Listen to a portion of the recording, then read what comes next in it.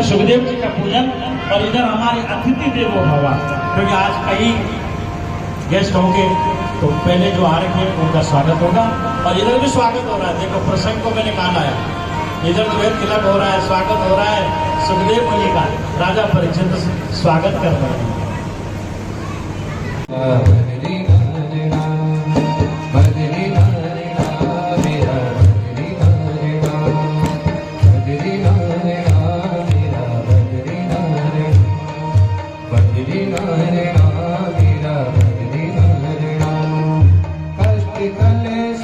कर दे तारना, कष्ट कले सो कर दे कर तारना, बदरी मारना मेरा बदरी मारना, बदरी मारना मेरा बदरी मारना।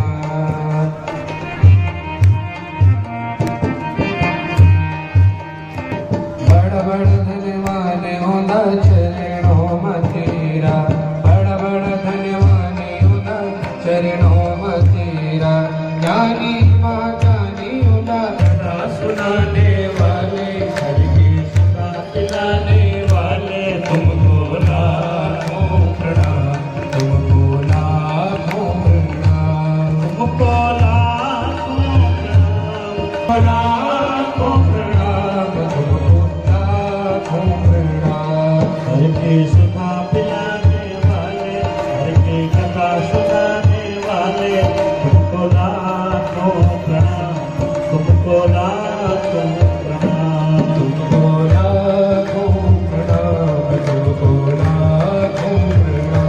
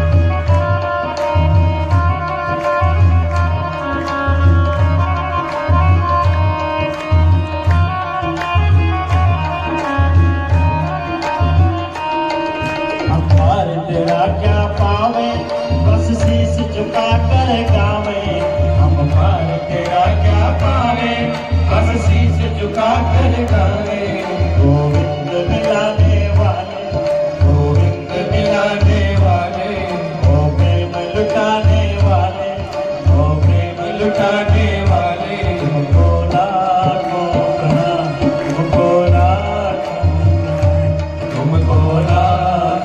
प्रणाम, तुमको लाखों प्रणाम, तुमको लाखों शिवाय।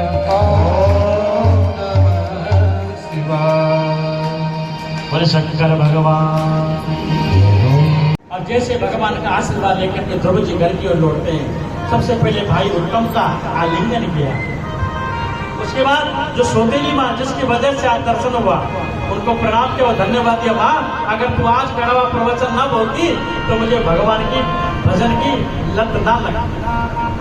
आज वही माँ कहती है कि मैंने कहा था कि भगवान से प्रार्थना कर तो मेरी कोख में जन्म ले, लेकिन आज मैं भगवान से कहती हूँ कि तुझ जैसा पुत्र हर माँ को प्राप्त हो। ऐसी वाणी बोलिए मन का आपा खोए, और को शीतल करे आप शीतल हो। सबसे पहले माँ सौतेली को प्रणाम किया और उसके बाद अपनी माँ 6 महीने अपनी माँ से बिछड़ा हुआ बालक अपनी माँ का आलिंगन किया। माँ के स्तनों से दूध बहने लगा। हाँ, माँ का वात्सल्य झलकने लगा साहब। और इधर उत्तनपाद अपने पुत्र को आलिंगन किया। सुनीति को राजभवन में स्थान मिला। माँ दासी भवन में थी और प्रमुख रानी के रूप में सुनीति रहने लगी। बहुत समय तीव्र गति से बीता। उसके बाद स्वयं चले गए जंगल में भगवान का भजन करने। इधर उत्तम नाम का बालक यक्षों की नगरी में चला गया और वहां पर उसने उलंघन मचा करके यक्षों ने उत्तम को मार गिराया। सौतेला भाई मर गया। ध्रुव जी को क्रोध आया। अपने भाई का बदला लेने के लिए यक्षों के साथ में युद्ध करने लगे। खून खराबा होने लगा। आखिर में स्वयं मनु आए, उनके दादा आए, बेटा ना हम मार्गो ही देश में, ये मनुष्यों का मार्ग नहीं है खूंखार करना, खून खतरी करना। संधि करी कुबेर के साथ में और अक्षय वरदान दिया। कुबेर के साथ में मित्रता का खूब भंडार भर गया। राजकोष भर गया ध्रुव जी का। और इनका विवाह हुआ। इनका एक पुत्र हुआ जिसका नाम था उत्कल। और अपने आप राजगद्दी अपने बेटे उत्कल को देते हुए चल पड़े गंगा किनारे। कुछ समय गंगा के किनारे पर रहे और उसके बाद जो है जैसे वहां से निकल पड़े, इतने में एक विमान आया माँ और बेटे को लेने के लिए। एक काल रूपी कन्या आई। आएगा सो जाएगा राजा रंग फकीर, कोई सिंहासन चल चढ़ा कोई बंधा जंजीर, कोई बंधा जंजीर। मृत्यु को स्वीकार करना पड़ेगा साहब। तो काल रूपी कन्या पर पीठ पर रहा पांव रखते हुए सीधे उस विमान पर बैठे अपनी मां सुनीति को लेकर के और धीरे धीरे धीरे धीरे धीरे ध्रुव तारा के रूप में प्रकट होने लगे। बोले ध्रुव जी महाराज की जय, ध्रुव जी महाराज की जय को समझाते हुए परशुराम इत्यादि की कथा को समझाते हुए उसके बाद जो है कहा कि महाराज की ध्यान से सुनना। उसके बाद कहते हैं राजा परीक्षित ध्यान से सुनना कि यदुवंश कैसे हुआ। यदुवंश यदुर्चा ध्रुवसुचेवा देवयानी व्यजायता गुरुचा सर्विष्ठा वर्ष पर्वणि, जिन्होंने अपने पिता को आधी उम्र दे दी थी, जवानी दे दी थी। हाँ, लेकिन सबसे छोटी जो पत्नी थी वो थी देवकी। और देवकी का विवाह करने जा रहे थे उग्रसेन अपनी चचेरी बहन देवकी पुत्री देवकी का वसुदेव जी के साथ में, और कंस अपनी बहन देवकी को छोड़ने के लिए जा रहे थे। इतने में देवताओं ने एक रचना क्या रची कि आकाशवाणी में एक कंस जिसको तो बड़े सम्मान के साथ में उसके ससुराल में छोड़ने के लिए जा रहा है, उसी का 8वां गर्भ तेरा काल होगा। बस ऐसा सोचते ही तुरंत महाराज रथ के चाबुक को छोड़ दिया और उठाया तलवार और देवकी की केश को पकड़ने लगा। ना रहेगी बांस ना बजेगी बांसुरी। जब पेड़ ही नहीं रहेगा तो फल कहाँ से? और जैसे इसको मारने लगे इतने में आनक दुंदुभ आनक दुंदुभी के उसकी बुद्धि प्रगट हो गई। उठाया इस बालक को पटक दिया। एक नहीं माता, छह बालकों को इसने पटक दिया। और 7वां गर्भ जो है 7वां गर्भ जैसे जैसे आया शरणम प्रपन्नः, और भगवान ने 7वें महीने में देवताओं को गर्भ स्तुति करके स्तुति करने लगे। भगवान कंस आपका मामा है, इस पापी को छोड़ना मत। भगवान ने कहा ठीक है चिंता मत करो, क्योंकि मैं सत्य संकल्प हूँ, सत्य व्रत हूँ मैं, इसलिए मैं अपने संकल्प को कभी नहीं भूलूंगा। और तुरंत भगवान 8वें 9वें और बोले सत्य भक्त भगवान ही है। और जैसे माँ का 10वां महीना लगा साहब, और 10वां महीना लगते हुए जो है सुंदर वो समय आया। भाद्रपद मास कृष्ण पक्ष रोहिणी नक्षत्र बुधवार अष्टमी समद्भुतम्बालकं भुजेक्षण। पहले तो शंख चक्र गदा देकर के दर्शन दिया और कहा कि मैं जन्म लूंगा, उसके बाद टोकरी में रखना, टोकरी में रख करके मुझे नंदगांव में छोड़ाना, वहां पर एक कन्या उसको लेकर के आना। 10 वर्ष तक मैं तुम्हें पुत्र का सुख नहीं दे सकता, ये भी बोल दिया माँ देवकी और वसुदेव को। 10 वर्ष बाद में तुम्हारी रक्षा कर।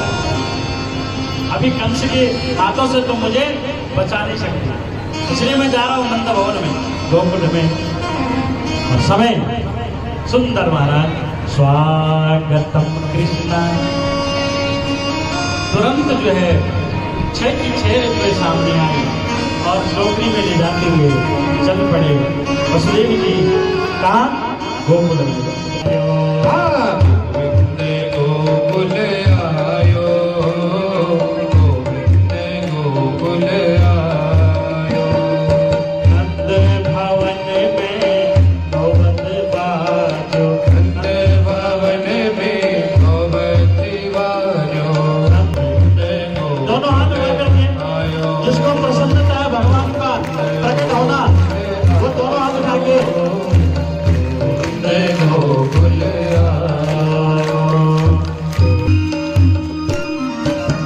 गोपीनाथ बाल बीनाथ, गोपीनाथ बाल विनाशी। भवन को सजायो री, आयो गोविंद गोकुल आयो, गोकुल आयो, गोविंद गोकुल आयो। आइए भाव के साथ बधाइए।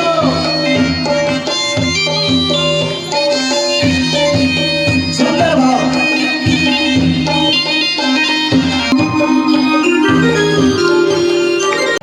कन्हैया लाल की, आदि दिनी घोड़ा दिनी और दिनी पालकी, आदि दिनी घोड़ा दिनी और दिनी पालकी। नंद घरा नंद भयो, कन्हैया लाल की। नंद घरा नंद भयो, कन्हैया लाल की। कौन को दिया हाथी घोड़ा, कौन को दिया पालकी, कौन को दिया हाथी घोड़ा, कौन को पालकी। छोरन को हाथी घोड़ा, घोड़न को पालकी। छोरन को हाथी घोड़ा, घोड़न को पालकी। नंद घरा नंद भयो, कन्हैया लाल की। नंद घरा नंद भयो, कन्हैया लाल की। नंद घरा नंद भयो, कन्हैया लाल की। नंद घरा नंद भयो, कन्हैया लाल की। साथ आपो हरि माँ के बिहारी मेरी आरती गाओ। श्री हरि मोहन जीवन श्री माँ के बिहारी मेरी आरती गाओ। नंद लाल तेरी आरती गाओ। श्री माँ के बिहारी तेरी आरती गाओ।